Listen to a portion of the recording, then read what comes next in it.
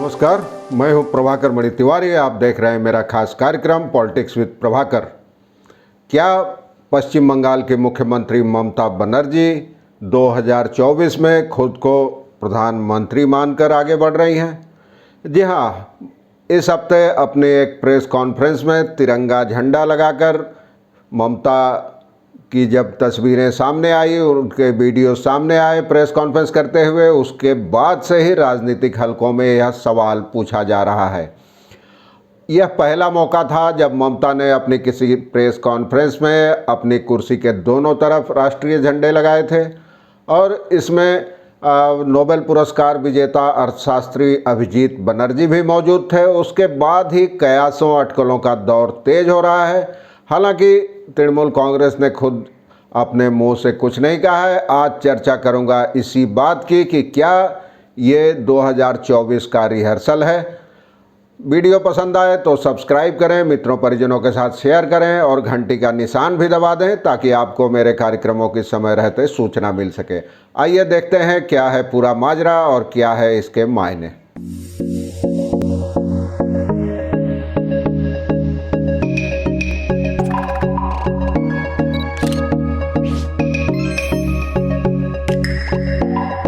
पश्चिम बंगाल विधानसभा चुनाव में रिकॉर्ड कामयाबी के बाद ममता बनर्जी का नाम अब प्रधानमंत्री के तौर पर उछलने लगा है। पश्चिम बंगाल में तो कई सोशल मीडिया समूहों में ये मुहिम चलाई जा रही है कि अगली बार ममता बनर्जी ही प्रधानमंत्री बनेगी और इसके लिए कई कविताएं भी और 4-4 लाइन की कविताएं लिख ली गई है। पूरे देश में पार्टी का प्रचार प्रसार करने का ऐलान तो ममता ने पहले ही किया था। अब लेफ्ट के शासन वाले केरल जैसे राज्य में भी ममता की फ़ोटो के साथ होर्डिंग लगी है कि कॉल दीदी सेव इंडिया, यानी दीदी को लाओ भारत बचाओ। उत्तर प्रदेश में भी पोस्टर लगे हैं कि दीदी आ रही हैं। वहाँ चुनाव में ममता ने चुनाव प्रचार के लिए जाने का ऐलान भी किया है।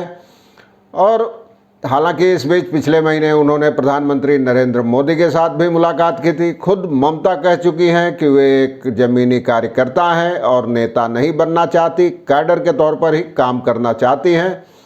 विपक्षी दलों को एकजुट करने की मुहिम के तहत पिछले महीने वो 4 दिन दिल्ली में थी। तमाम नेताओं के साथ बैठक भी की उन्होंने और उन्होंने विपक्षी एकता, विपक्षी गठबंधन के नेतृत्व के बारे में कोई टिप्पणी करने से इनकार कर दिया। उनका कहना था ये बाद में देखा जाएगा, मैं तो एक कार्यकर्ता हूं और वही रहना चाहती हूं।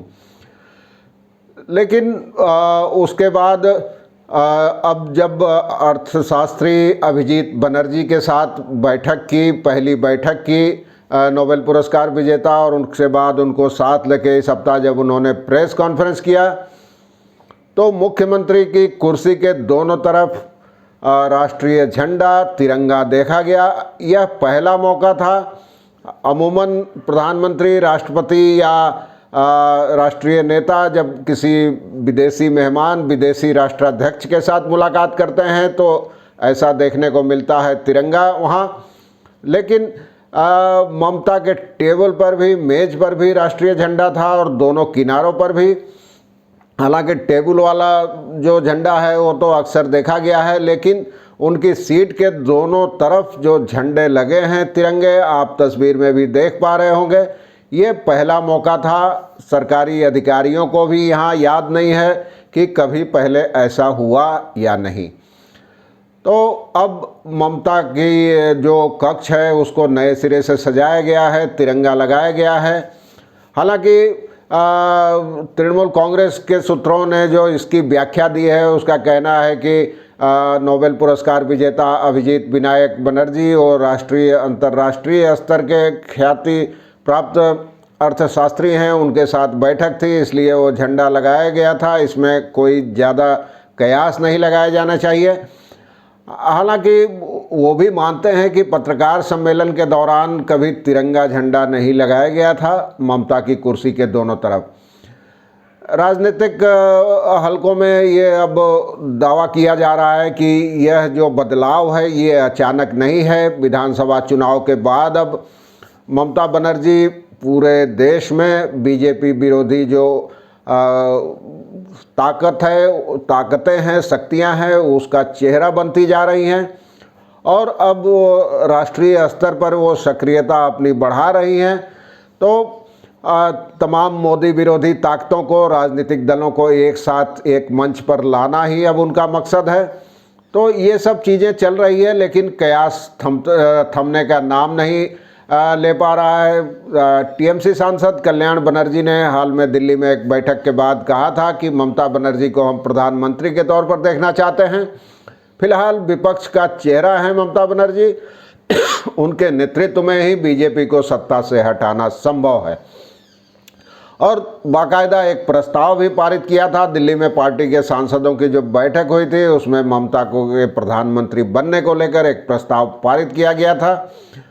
और ऐसे ही कई अभी जो एक अभिनेता देव हैं, पश्चिम मेदिनीपुर के घाटाल से सांसद हैं, उनका इलाका बाढ़ में डूबा है। उन्होंने 2 दिन पहले कहा था कि घाटाल का जो बाढ़ पर अंकुश लगाने के लिए इलाके में जो मास्टर प्लान बना था वो अब तक कागज़ों में ही है। उनका कहना था कि ममता बनर्जी जब तक प्रधानमंत्री नहीं बनती तब तक वो मास्टर प्लान कागज़ में ही रहेगा। तो फेसबुक पर भी कई जगह मुहिम चल रही है, सोशल मीडिया पर मुहिम चल रही है। सालाना जो रैली थी 21 जुलाई को, उसका दिल्ली, उत्तर प्रदेश, केरल, तमिलनाडु और त्रिपुरा तक प्रसारण किया गया, लाइव टेलीकास्ट किया गया।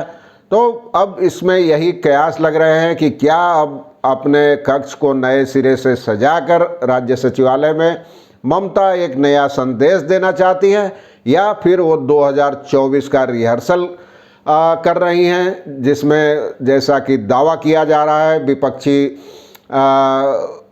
ताकतों को साथ लेकर नेतृत्व करें और प्रधानमंत्री बने। आगे क्या होता है, ये दिलचस्प लगी खबर तो मैंने सोचा आपको बताएं। आगे क्या होगा ये भी मैं समय समय पर बताता रहूँगा। आज के लिए बस इतना ही। धन्यवाद, नमस्कार।